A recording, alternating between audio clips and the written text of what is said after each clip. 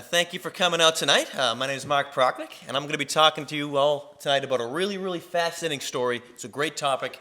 It's about Cyrus Plummer and the Mutiny on the Junior. The mutiny actually occurred on Christmas Day. This is actually a Christmas story. About a month or so late, but, whatever. It actually is a Christmas story. Not your traditional Christmas story, but a story nonetheless. So, what I want to do, I want to start with this guy right here.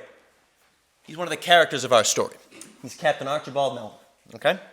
At the time of shipping on the Junior in 1857, he was 27 years old, okay? So not terribly old, not terribly young, 27 years old. It was his very first captaincy, the very first voyage he ever served as a captain of. He had whaled before, he had served as an officer, first mate, second mate, third mate, so on and so forth. This was the very first voyage he was ever in charge of. Now, was that good or was that bad? I don't know. By all accounts, he wasn't a very decisive person, okay? Which means he left the decision-making and discipline and all that stuff to his first mate, whose first mate was Nelson Provost. And by all accounts, Nelson Provost was a very nasty, very cruel, and just a downright not very nice human being. So there was some tension going on there. Okay, fine. In my title slide, I referenced the name Cyrus Plummer. Now, Cyrus, depending how you want to look at it, he's either the protagonist or the antagonist. I'm going to let you all decide when I'm done telling the story. But Cyrus Plummer, there's a story there, okay? So Cyrus Plummer, basically, he'd shipped on two whaling voyages previous, and he kind of got a reputation as being a bit of a troublemaker, okay? So the first voyage he shipped on, he was just a green hand, okay? Starting out, fresh green. And at one point during the voyage, he got a bunch of his crewmen together and said, hey guys, come here. And they said, yeah, what's up? I don't like the way the captain's running this ship. I think we should mutiny and rebel. And the crew were kind of like, that's quite a leap. That's not something we're in to do. Okay, fine, whatever. I'll do it myself. And the captain catches wind of it, and he is discharged, which means he either deserted or was just basically fired, one of the two, at a port and was relieved of the ship. Okay, fine. He ships on another voyage. Okay? The same exact thing happens. He gets some men together and says, hey guys, we need to take charge of this ship and we need to do it right now. And they're like, that doesn't sound like something we want to do. So guess what? He is discharged or he's deserted, the record's unclear, and he is sent home. Fine. Now 1857 rolls along. And guess who signs on aboard the Junior? Cyrus Plummer. Okay. Everything seems to go fine. Then at one point during the voyage, and when I say everything's fine, I mean he isn't instilling any, he isn't rising anyone up. However, it turns out that the owners of the Junior weren't very, what's the word? They didn't really spring for the crew, okay?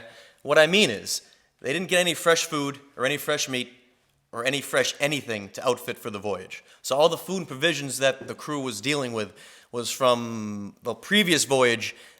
They didn't taste very good. They were rotted. They were infested. It was not a good situation. The crew right away was not happy, but they kind of kept themselves, okay, whatever. Then one day, early on in the voyage, Cyrus Plummer goes to two crew. One of them is Charles Fifield, and the other, I don't remember his name. Not important. He said, hey guys, we need to take charge of the ship right now. So that's a recurring theme we're talking about here. He's a bit of a troublemaker. They said, yeah, let's do it. And he's all excited. So I was like, wow, this is the first time anyone's gone along with one of my plans. Let's do it. So here's the plan. Charles Fifield was going to go on the bow, and he was going to lure the first mate away out of his cabin, out of his room. And Fifield was going to knock him out, and they were going to charge into the captain's quarters, and they were going to take Archibald Mellon, take control of the ship. That was the plan, okay? Great. They all agreed to do this. Okay, so Charles Fifield at night is in place. He's ready to go. He calls the first mate out, Nelson Provost. He's like, hey, what's up? Charles Fifield says, if I were to actually go through the plan and knock him out, he would have fallen overboard. And I may be a mutineer, but I'm not a murderer. So he doesn't go through with it. The plan fails. Great, okay, fine. So they kind of sink with their tail between their legs. The voyage continues on. Okay, the voyage, what they're supposed to do, they're supposed to sail around around Africa, around the Cape of Good Hope, and they're going to go to the Indian Ocean, then they're going to sail on towards Australia. That's the plan of the voyage. They go around Cape Horn, but something happens in the Indian Ocean. What happens is, Cyrus Plummer apparently one day wasn't paying attention when he was on watch. Nelson Provost, the first mate, catches him and severely punishes him because, again, Nelson Provost was a very, very nasty, cruel man. Captain Mellon did nothing to stop it because he's not getting involved in that. He's far too inexperienced as a captain to really step in, do any discipline action, or even to really tell his more experienced officers what to do. So he was very hands-off, not going to do anything with that. Cyrus Plummer did not like that one bit. He did not like the fact that Nelson Provost was the one really doling out and essentially running the ship, especially when he was so cruel to Cyrus Plummer. So now we have something festering, an actual reason festering deep inside Cyrus. And he is not happy, okay? Then Christmas Day comes along, okay? Christmas Day. And what happens then? Well, funny thing happens then. Some of the officers share some alcohol with the crew, some gin and some brandy, okay? So the crew's having a pretty good time now. They're feeling no pain. The officers say, here's an extra bottle. Have fun. Merry Christmas. I'm going to bed. It's late and I'm tired. So the crew stays up drinking some more. And as they're drinking, they're talking. And Cyrus is the one doing most of the talking.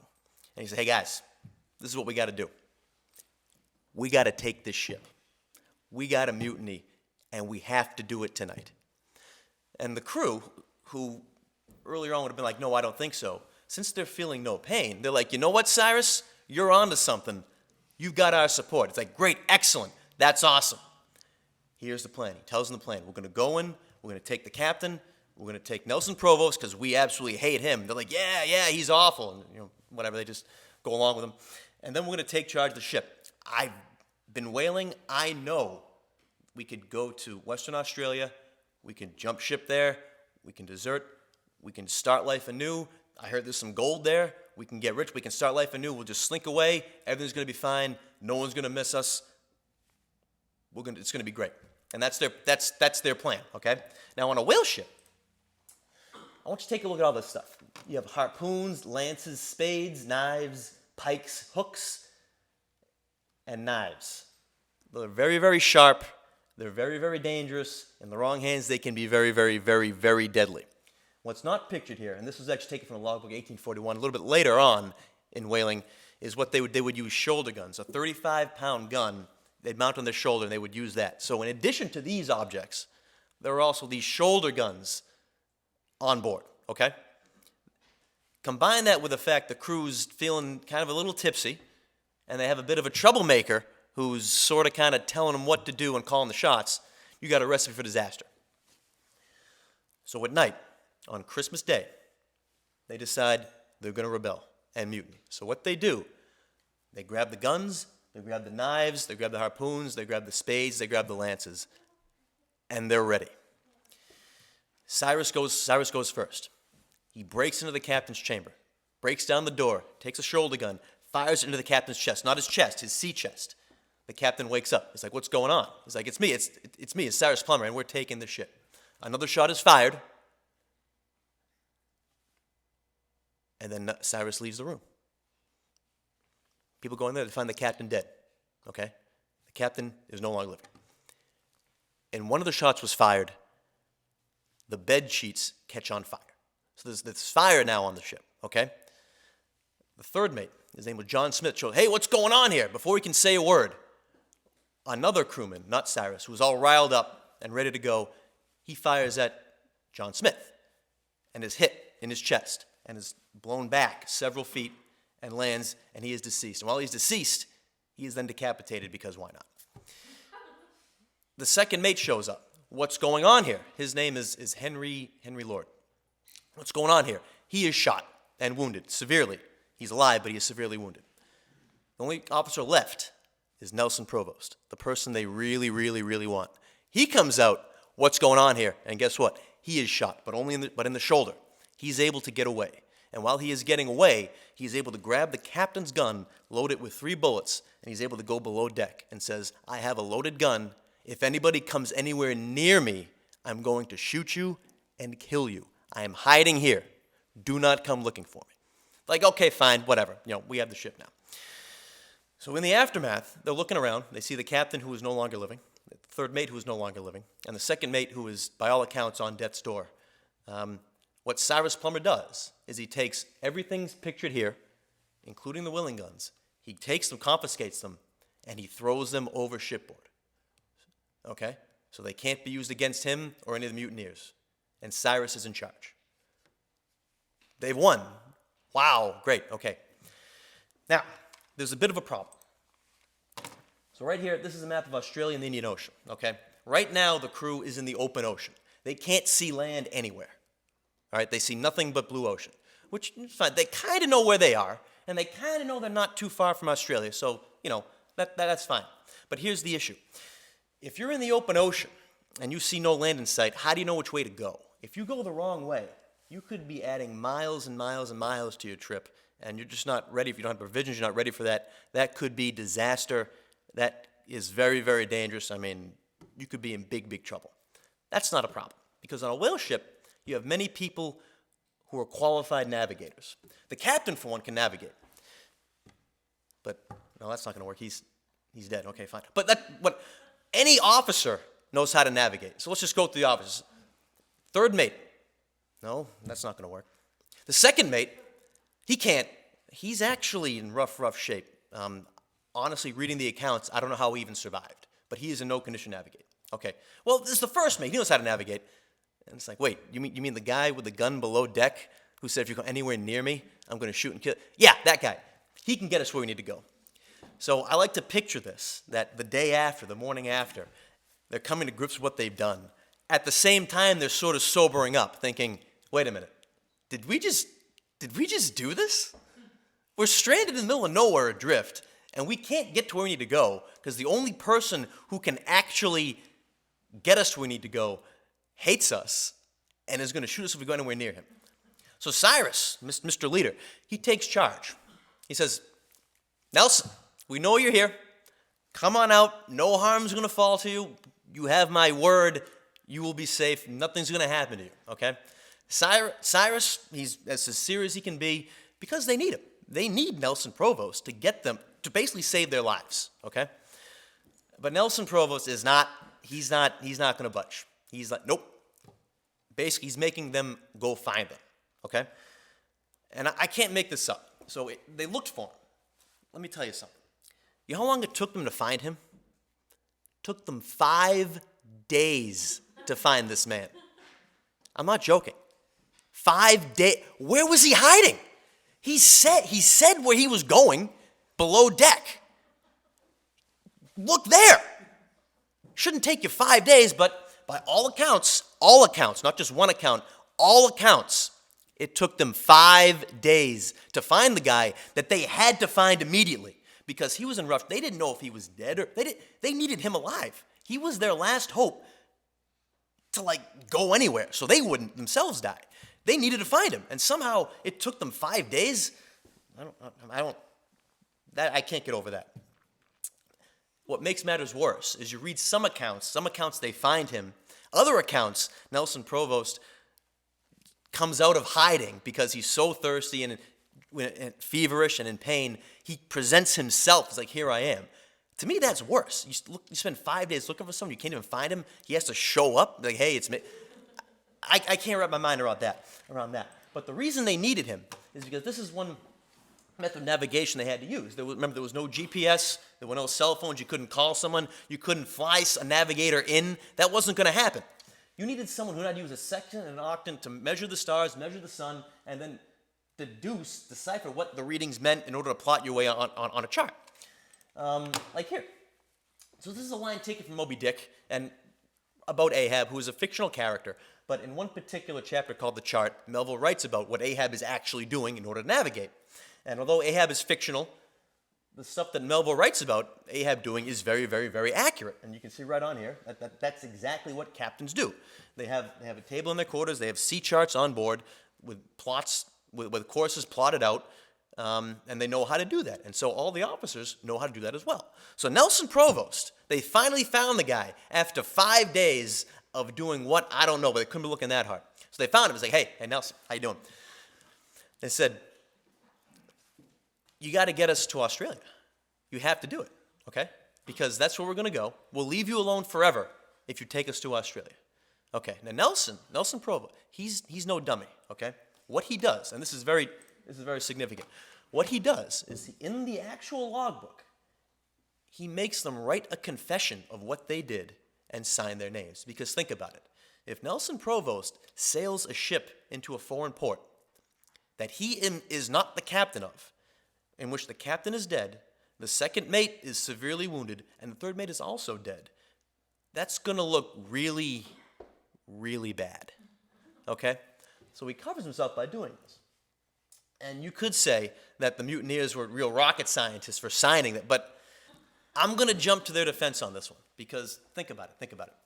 The mutineers absolutely needed Nelson Provost. Nelson had all the leverage in the world, because he's the only person who could have helped them out.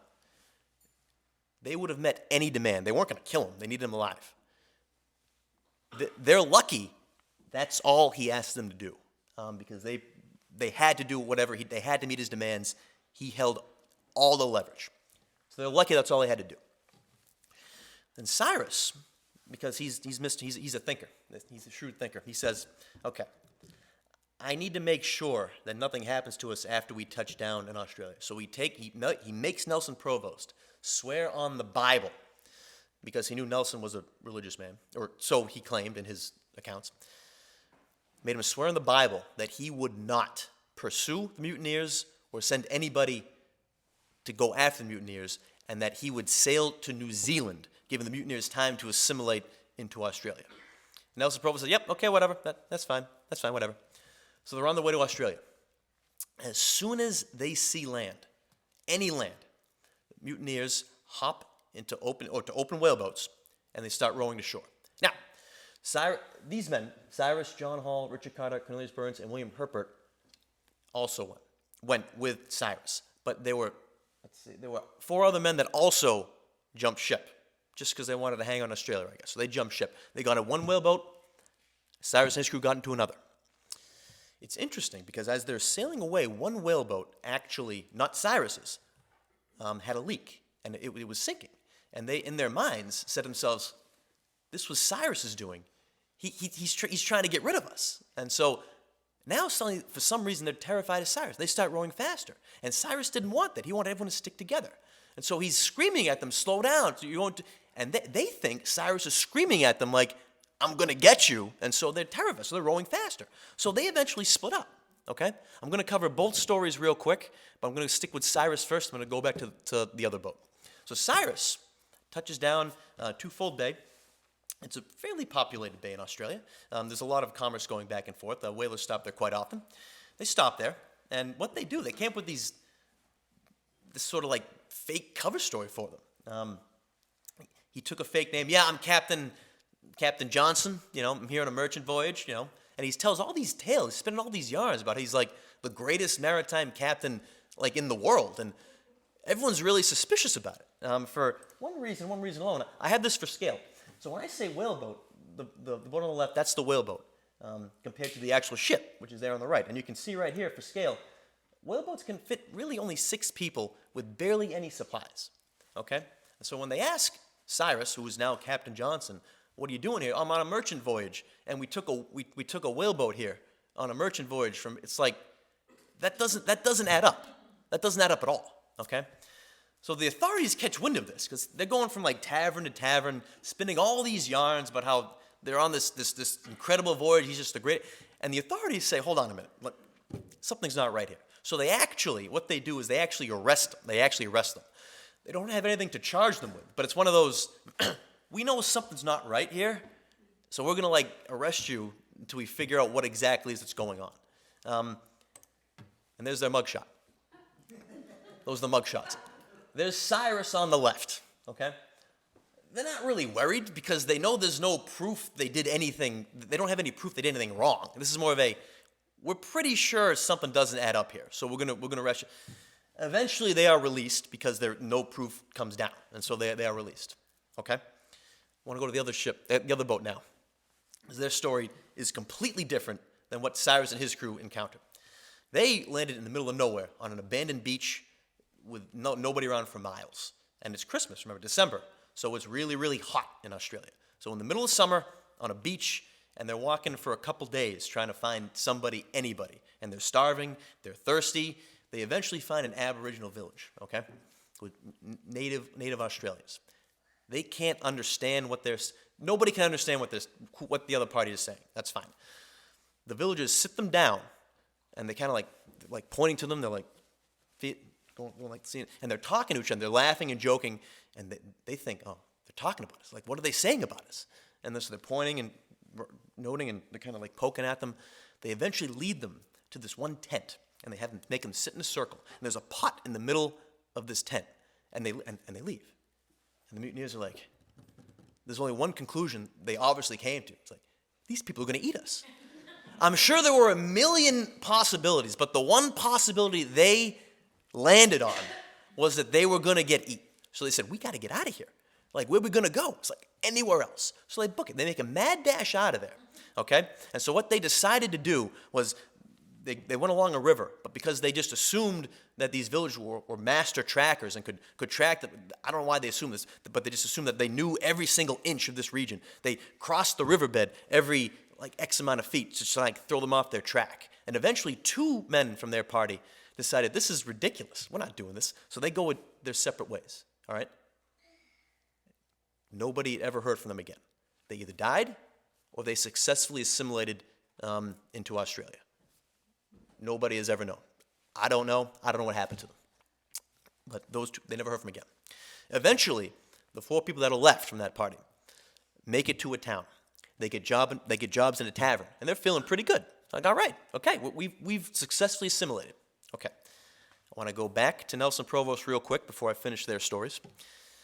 Nelson Provost, as soon as those 2 whaleboats were out of sight, he made it look like he was sailing to New Zealand, but as soon as those whaleboats were out of sight, he turned that ship around and went straight to Sydney and reported to the American consulate exactly what happened.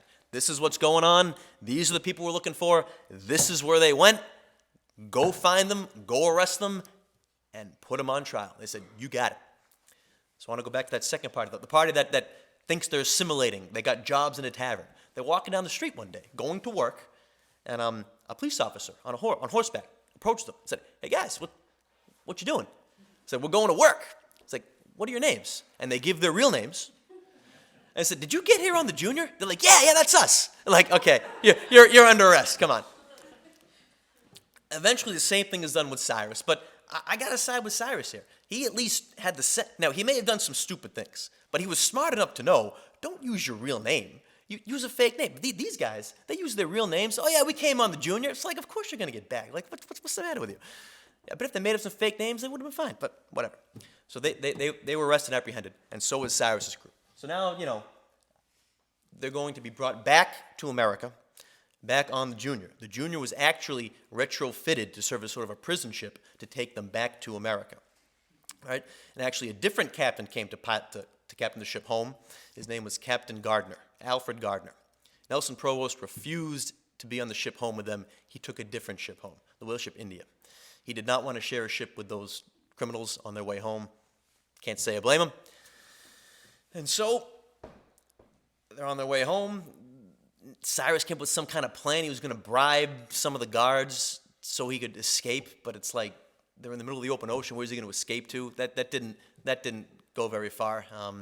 That plan didn't go very. So now they arrive back in America, and due to maritime law, because this was international waters off Australia, they were not tried in New Bedford. They were tried at a circuit court in Boston. And let me tell you something about this trial. This trial is 1858. Okay. There was no court TV, there's no social media, but there were newspapers, okay? Everybody followed this trial. Everybody would read the newspapers to see what happened on trial that day because the testimony was riveting, the story was riveting, the witnesses were riveting. It was major news. Everybody, especially in the state, I believe nationwide, was following this particular trial, okay? The thing with the trial, there were two star witnesses for the prosecution. One, of course, was Nelson Provost. They couldn't call Captain Mellon. They couldn't call John Smith. They couldn't call Henry Lord because he couldn't really recount that. Nelson Provost was the one living witness who was conscious of the whole thing, who was actually attacked. He provided excellent testimony. Charles Fifield also provided excellent testimony. Okay? The verdicts come down, and Cyrus Plummer is convicted. He is found guilty, and he is sentenced. He's going to be sentenced to death. The prosecution is seeking the death penalty for Cyrus Plummer.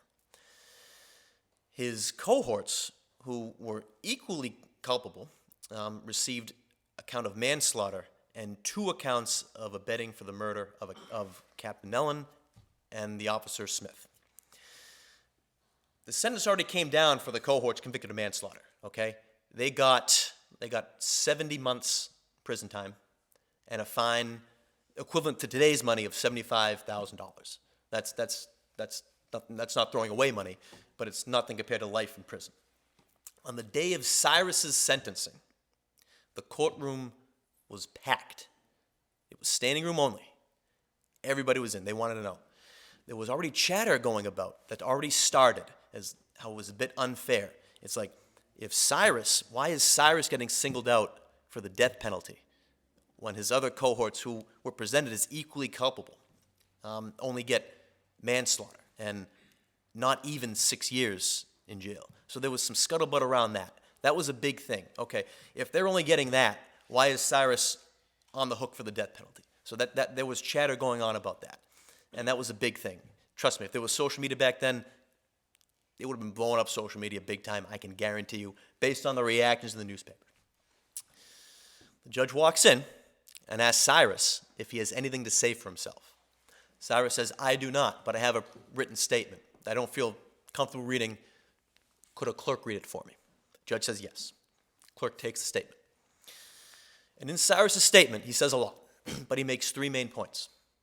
The first point Cyrus makes is he says, I didn't kill the captain. It wasn't me. I went into the captain's quarters. I fired shots. I wanted to scare him. I made sure the captain knew it was me who was trying to scare him. But when I left that room, he was alive. Somebody went in after me and killed him. And I know who that person is because that person confided to me afterwards, almost to the point of tears, terrified for his life, that if the crew found out that I killed the captain, I could be next. And that person, Cyrus, in his Cyrus' statement, says to me, Cyrus, please keep this a secret from me and shield me from any consequences. And Cyrus, in his statement, says, I did that foolishly now. And he names that person. He names the person who killed the captain, or supposedly killed the captain. That person's name is a name that everybody is familiar with who has followed the trial. Charles Fifield, one of the star witnesses for the prosecution. Cyrus Plummer, in his statement, names Charles Fifield as the captain's murderer. And he goes so far as to say, if I'm convicted and sentenced to death, I am convicted because of perjury. That's the first thing he says. And that sends shockwaves through the courtroom, and eventually when it hits the papers, that sends shockwaves through the papers. The second major thing he says is I think it's very interesting. Obviously, his lawyer crafted the statement for him because what he does, first he goes right after one of the first star witness. He goes after Charles Fifield. Okay. Now, he goes after Nelson Provost in his statement. He says, look, here's the deal. Nelson Provost was a terrible, horrible, awful man. Fine.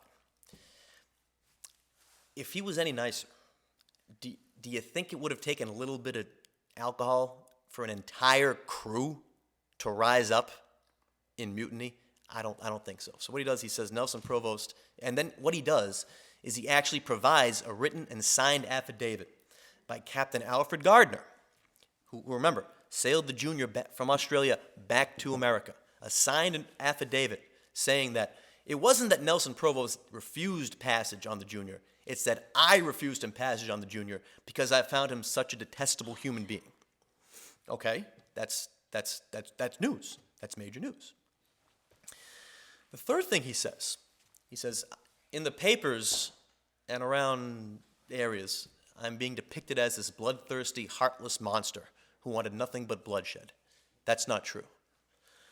If you were to ask anybody other than Nelson Provost and Charles Fifield, ask everybody, poll everybody, the intent of Christmas night, 1857, was to scare the officers and nothing more. It got out of hand. I regret that. Our intent was to scare them. When it got out of hand, I was the one who put a stop to it by throwing all the dangerous weapons overboard. That was my decision. I was also the one who spared Nelson Provost's life because I was the one who said, Nelson, come on out. No harm will fall to you. If you just present yourself, I can assure you. That's true. Was that his intent at the time? I don't, maybe. But that's what he said in his statement. He also says in his statement that I understand my fate will now lie with the people of the United States and the President of the United States. So what I think and when I say he, I mean his lawyer who prepared that statement, is anticipating the death penalty to come down, but I think they're laying the groundwork for pardons and all that sort of thing. Okay.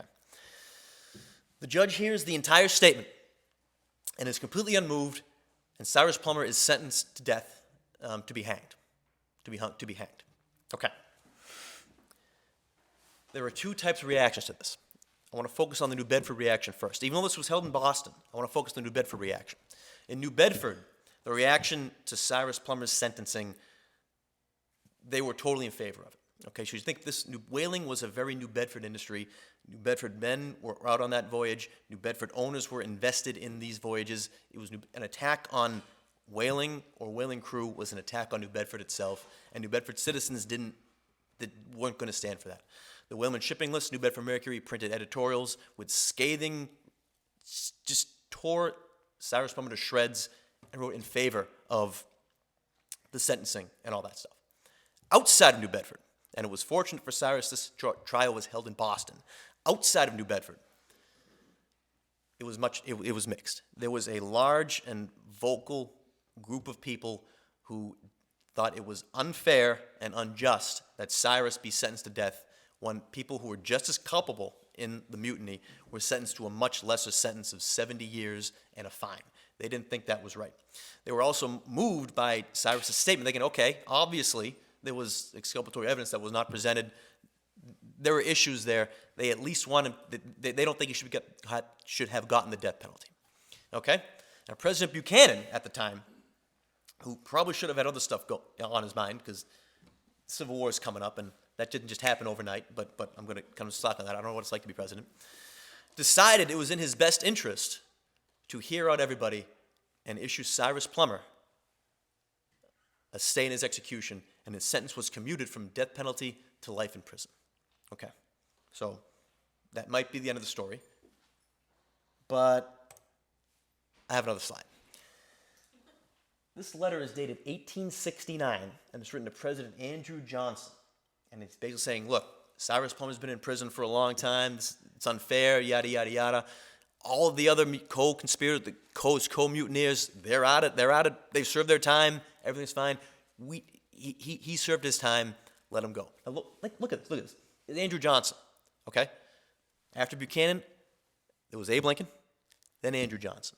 So this is something very much that is in the public eye. People have not forgotten about Cyrus Plummer. And Cyrus Plummer, to his credit, really plays this up. While he is in jail, he gets baptized. Like, oh yes, I'm a changed man now. I'm rehabilitated. Yeah, he's essentially, he's a media darling in a day when it wasn't that easy to be media darling. Now, sure, it's a piece of cake. But back then, in the 19th century, not so easy. But he's pulling it off, and he's doing a very good job.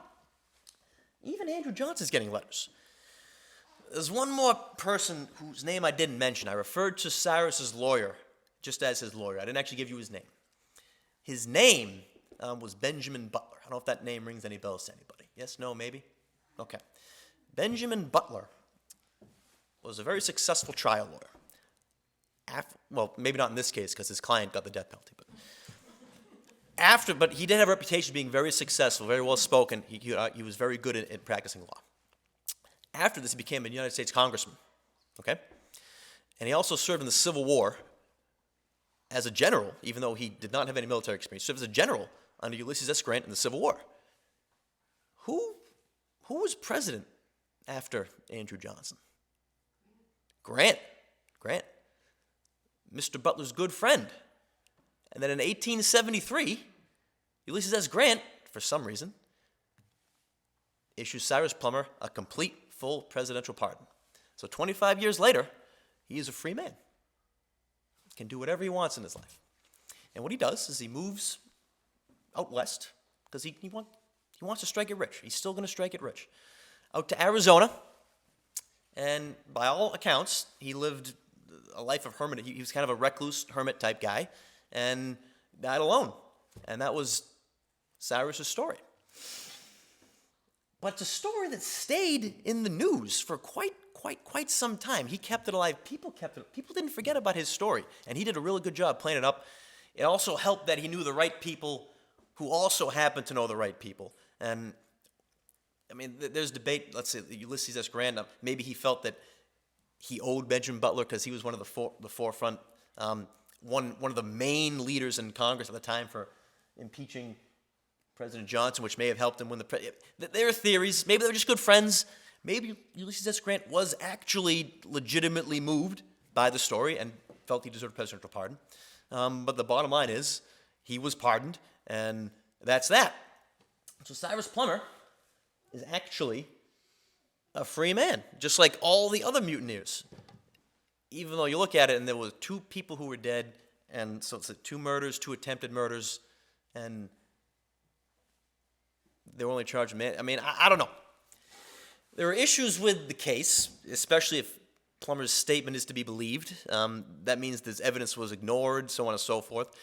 If Plummer's statement is not to be believed, then there are issues with commuting from the death penalty and then the presidential pardon. I wasn't there. I don't really know who is to be believed. All I know is it makes for a great story. And that's the story of Cyrus Plummer and the Junior. So I said in the beginning, was he the antagonist or was he the protagonist? I still don't know the answer to that. What do you think? Was he an antagonist or a protagonist? That's a question that I don't think is answered. But the thing is, it's such a polarizing story that you're either in Cyrus's camp or you're not, or at least that's the way it was in the time. And even later, during his when he was actually pardoned, his father read in the newspaper Captain Mellon's father read in the newspaper that Cyrus was pardoned, and by all accounts was not a very happy camper about it, because it came out of the blue. He just sort of read out of the blue, and oh, by the way, Cyrus Plummer is pardoned. And he was like, what? So Captain Mellon's grave site, his grave is actually on Martha's Vineyard. That's where Captain Mellon was from. Obviously, the grave is empty. His body was thrown overboard, and actually, it was an interesting quote that Cyrus says at the time. He says, I may be a mutineer, but I'm not touching a murdered corpse. And so he made other people dispose of the body. So Captain Mellon's body is not on Martha's Vineyard. It's at the bottom of the ocean, off the coast of Australia. But his grave is there, and his grave cites Cyrus Plummer as his murderer, and says that, yeah, it was Cyrus who killed me, and it was Cyrus who orchestrated the whole thing. That's not what the grave says, but that's the gist of what the grave purports. So, again, he's a very polarizing figure. You either believed him or you didn't. And maybe that's the case today. Maybe it isn't, but that seems to be the vibe, at least in the 19th century. So I'm happy to take any questions if anybody has any. But that's the story of Cyrus Plummer and the Junior. So, as I said in the beginning, Merry Christmas.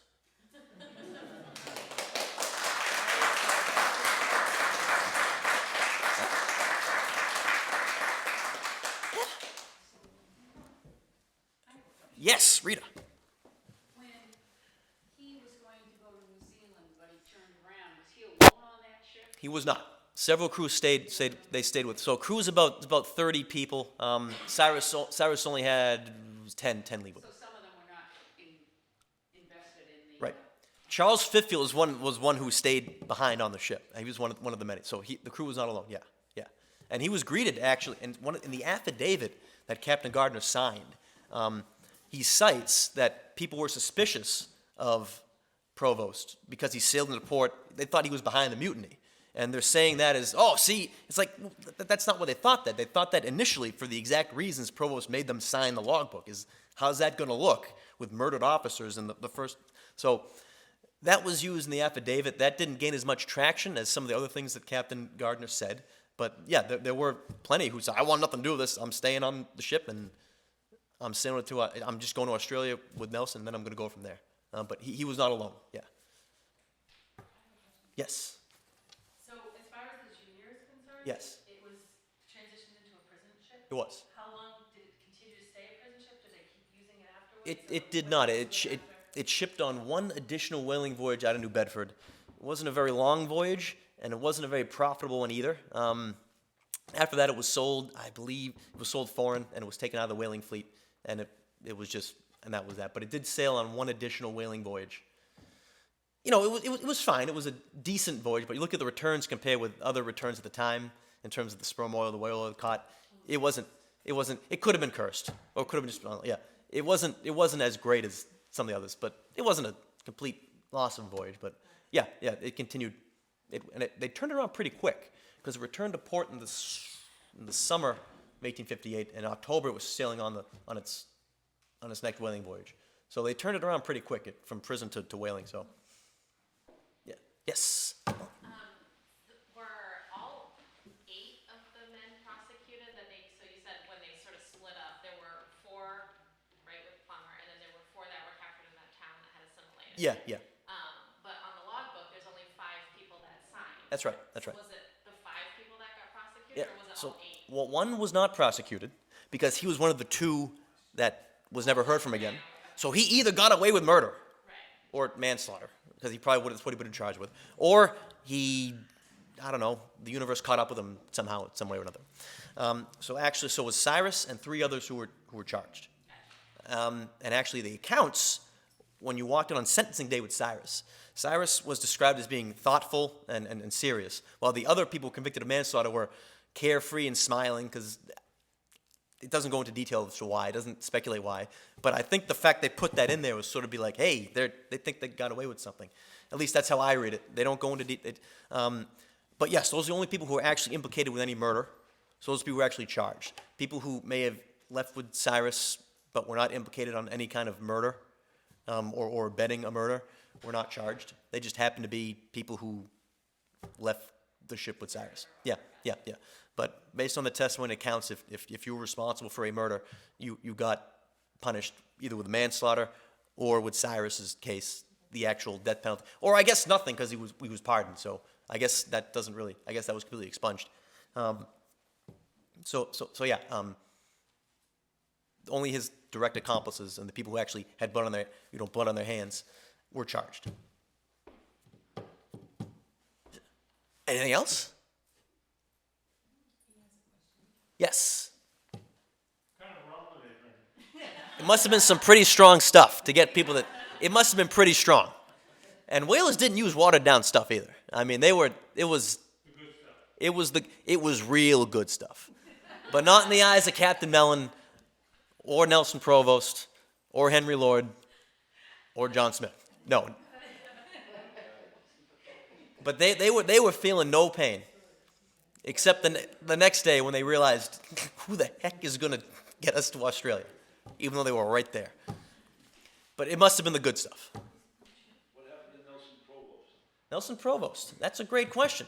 He actually sailed on a couple other whaling voyages, but then he decided to retire. So nothing really of any consequence or significance. He stayed out of the limelight. Felt like his character was dragged through the dirt enough after Cyrus Plummer's statement. So, yeah, he stayed out of the limelight. He may have continued to be a cruel man, but I don't think, it's not against the law to be cruel, I guess. It's not nice to be cruel, but I would recommend against it. But, to each their own. Yeah? He may have been, he may still have been cruel, but he was alone. Yeah. Mm-hmm. No one to be cruel to. That's right. Yep. That's right. Mm-hmm. And I think because in his statement, Cyrus's lord, his lawyer, Benjamin Butler, goes on. I mean, he spends a lot of time attacking Nelson and his character. Very, very linked. That's the bulk of his statement. He so much as blames Nelson for the actions of the mutineers in his statement, which is whatever. That's basically what his statement, the bulk of his statement, actually does. So again, I think Benjamin Butler had a very clear agenda of what he wanted to do in that statement. He attacked the two star witnesses of the prosecution, and he laid the groundwork for a presidential appeal. I mean, he played the long game. It worked. There's no way he could have known that he was going to serve under Grant in the Civil War and that Grant was going to be president. He couldn't have known that, but he laid the groundwork nonetheless. And I think he did it effectively because he got the full presidential pardon for him. So he did what he needed to do.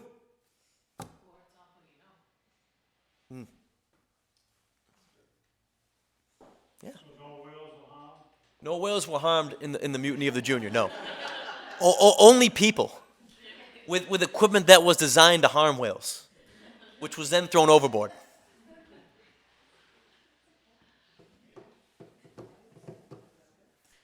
Yeah. Is there anything else? No? Yeah. No? Okay. Well, thanks for coming out, everybody. I appreciate it.